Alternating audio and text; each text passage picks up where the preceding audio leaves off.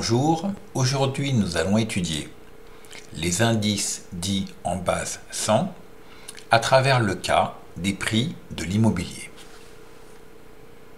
Entrons dans le vif du sujet avec ce graphique statistique.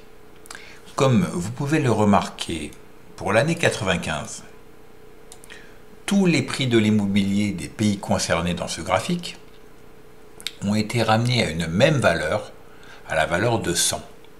Ce qui permet ensuite très facilement de comparer leur évolution. C'est l'intérêt des indices.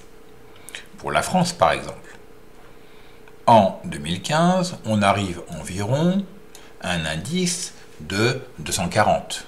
Cela signifie qu'entre 95 et 2015, les prix immobiliers en France, en l'espace donc d'une vingtaine d'années, ont augmenté de 140 points, ce qui est très élevé puisque c'est une multiplication environ par 2,4.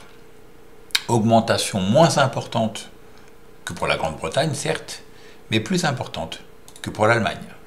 On le voit donc, l'évolution en indice permet non seulement une comparaison dans le temps, mais également, dans ce cas-là, entre pays. Autre graphique sur le prix de l'immobilier, cette fois-ci des appartements anciens. L'année de référence, et c'est toujours cela qu'il faut regarder, c'est l'année base 100, c'est-à-dire la période où on a ramené toutes les valeurs à 100. Ici, on le voit, c'est au premier trimestre 2010. C'est très simple, c'est au point où toutes les courbes, logiquement, se croisent.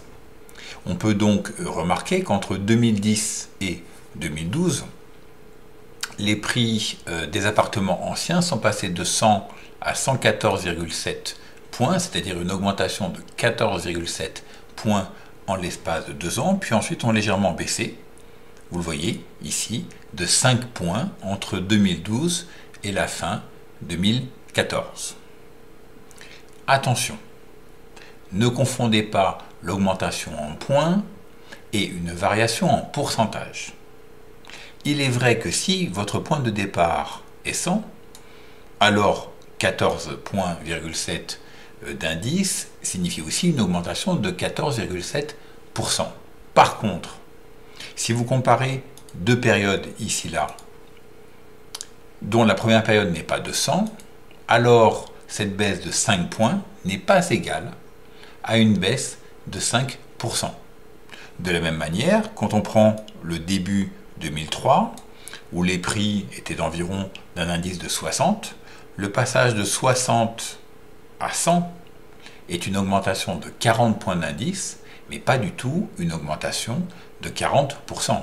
Car 40% de 60 signifierait 60 plus 24, 84, et non pas 100. Ce qui signifie que vous devez bien faire attention. Le pourcentage ici ne s'applique que si on compare à une valeur de départ qui est égale à 100.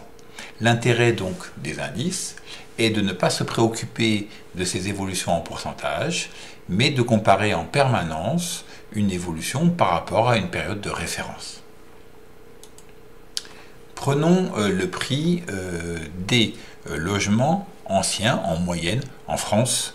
Vous le voyez ici évoluer entre 1996 et 2009. La période de référence, facile à repérer, toujours 100, ici donc l'année 2000. Je vous propose de trouver par vous-même comment le 80 point d'indice a été obtenu. Mettez en pause cette vidéo pour l'exercice. Corrigeons. Bien, c'est très simple. Finalement, qu'est-ce qu'un indice base 100? Bien, on prend la valeur de la période étudiée. Ici, on a voulu étudier 96. On rapporte à la valeur de référence, c'était l'année 2000, multiplié par 100. Donc pour l'année 96, tout simplement, le chiffre de 96 divisé par le chiffre de l'année 2000 donne 0,799 fois 100, 79,9 points, arrondi à 80. Voilà pourquoi entre 96 et 2000, le prix moyen des logements anciens a augmenté de 20 points d'indice, référence base 100 en 2000.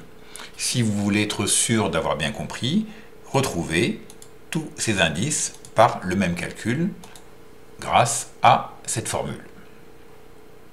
Pour terminer, on remarque qu'en France, le prix moyen pour un logement étudiant en 2014, selon ce site internet, variait de 352 € à 510 € pour les appartements les plus spacieux pour un élève toulousain, alors qu'il variait à Paris entre 604 et 853 €. À bientôt.